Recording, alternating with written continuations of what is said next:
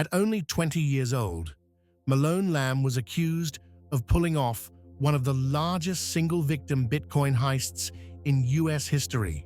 More than $230 million gone in minutes. How did he do it? How was he caught? And what sentence could he face? Let's go back to where it started.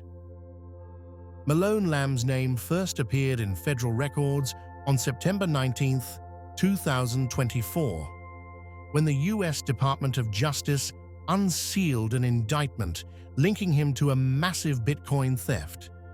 At just 20 years old, Lam was suddenly positioned at the center of a nationwide cybercrime investigation, with prosecutors emphasizing the extraordinary scale of the alleged heist.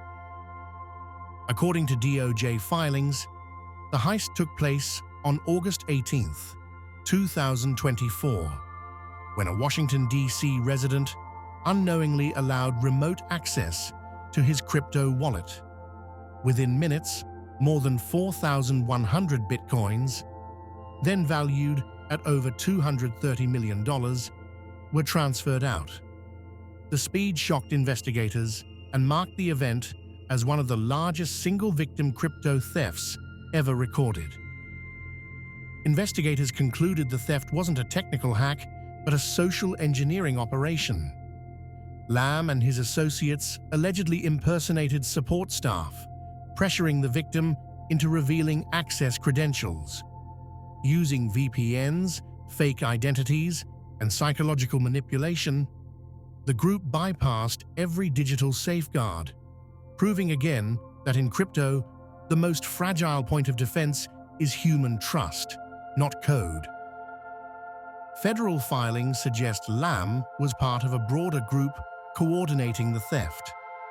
Prosecutors charged multiple individuals with wire fraud and money laundering conspiracy, outlining a complex operation involving mixers, exchanges, and layered wallets. Portions of the stolen Bitcoin were allegedly converted into real-world luxuries, from designer purchases to high-end nightlife and travel. Despite efforts to obscure the transfers, blockchain forensics revealed the path of the stolen Bitcoin. Investigators traced funds across dozens of wallets, reconstructing each step. Receipts, exchange logs, and device data later tied some addresses back to individuals named in the indictment. The blockchain's transparency became one of the prosecution's most powerful tools. On September 19, 2024, the DOJ publicly charged Lam and co-defendant Jean-Diel Serrano. The press release highlighted the case's extraordinary scale, drawing national attention. Agencies including the FBI and IRSCI joined the investigation, tracking both blockchain and off-chain evidence. Lam, like all defendants in federal court, remains presumed innocent until proven guilty. The charges, conspiracy to commit wire fraud and conspiracy to launder monetary instruments, each carry a maximum penalty of up to 20 years in prison. But sentencing in federal cases depends on many variables: cooperation, intent, restitution, and leadership role. As of now, no official sentence has been announced, and the case remains active heading into 2025. Sentencing in federal cases rarely matches the maximum penalties listed in indictments. Judges weigh multiple factors: a defendant's cooperation, whether intimidation occurred, the financial harm involved, and how central each person was to the conspiracy. For Malone Lam, the unprecedented scale of the alleged theft could significantly influence his eventual sentence should he be found guilty. As the investigation progressed through late 2024, agencies including the FBI, IRSCI, and U.S. Attorney's Office combined cyber forensics with traditional evidence. A detailed transaction timeline was built, showing the stolen Bitcoin jumping across dozens of wallets. Each new connection increased pressure on the suspects, and expanded the prosecution's understanding of the group's internal structure. Beyond blockchain traces, investigators relied on off-chain evidence, receipts, travel logs, device data, and exchange records. Some purchases and digital footprints allegedly aligned with wallets tied to Lam's network. Prosecutors referred to this overlap as a digital fingerprint, arguing that once on-chain and real-world data converge, it becomes extremely difficult for suspects to distance themselves from the transactions.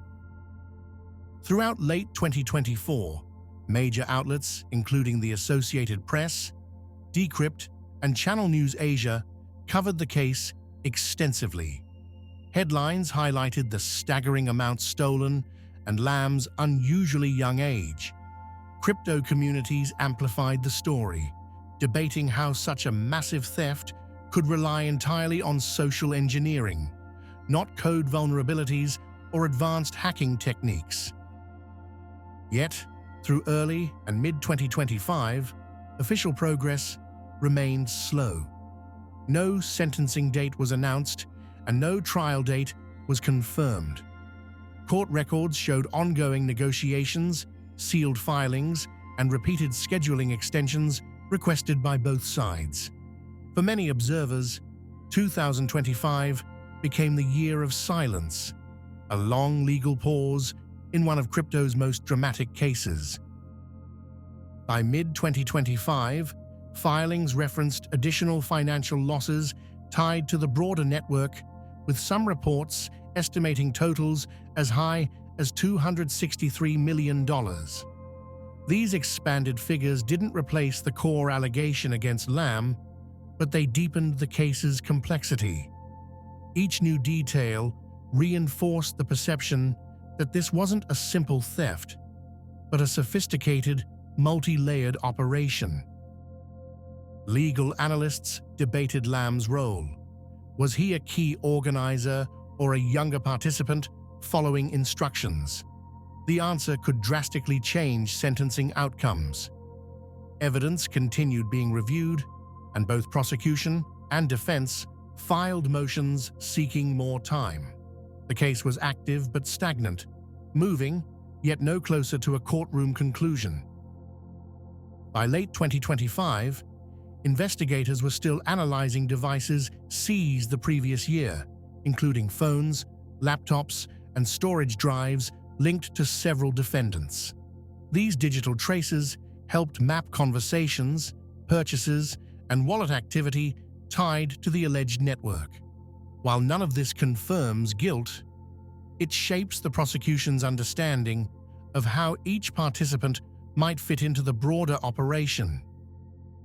Financial tracing reports continued surfacing in court filings. Investigators highlighted purchases made shortly after the heist: luxury travel, designer goods, nightlife expenses, allegedly funded through laundered crypto flows. These details don't determine Lam's guilt, but they provide context for prosecutors trying to establish motive, lifestyle patterns, and the possible distribution of stolen Bitcoin among multiple actors. Security experts continued referencing the case through 2025 as a warning about high-value personal wallets. Without multi-sig protections or cold storage, a single moment of manipulated trust can be devastating. Articles published in mid-2025 stressed that the Lam case wasn't about code vulnerabilities. It was about human vulnerability and how social engineering can bypass even the most advanced systems. As of November 2025, the court still has not announced a trial date. Multiple extensions were granted throughout the year due to the case's technical complexity and the number of defendants involved. A status conference is reportedly expected before the end of 2025, but no major public update has been issued by the DOJ since late 2024. Delays in cases of this scale aren't unusual. Prosecutors must coordinate expert testimony, digital forensics, and multi-state financial evidence, while defense teams request more time to analyze the massive amount of data. In 2025 alone, several sealed motions were filed, indicating active negotiations or unresolved disagreements behind the scenes, far from the public eye. Legal analysts debated whether Lam's age at the time of the alleged crime, just 20, should influence his sentencing. Some argue it reflects impulsive behavior rather than structured criminal leadership. Others insist the magnitude of the theft overshadows age entirely. By late 2025, this debate remained central to media discussions surrounding the future sentence. If convicted, Lam could theoretically face decades in prison, but realistic federal sentences vary widely. Factors such as cooperation, role within the conspiracy, and recovery of stolen funds will shape the outcome. Analysts estimate that Lam's potential sentence could range from several years to far longer, depending on findings still under review as of November 2025. While we are recording this video, the case remains unresolved. No sentence, no confirmed trial schedule, and no major public updates from the DOJ. What began as a shocking $230 million Bitcoin theft is now one of the most closely watched crypto cases in the United States. All eyes are on 2026, when the next decisive legal steps are expected. The case of Malone Lam remains one of the most striking examples of how a single moment of manipulation can trigger one of the largest Bitcoin thefts in US history.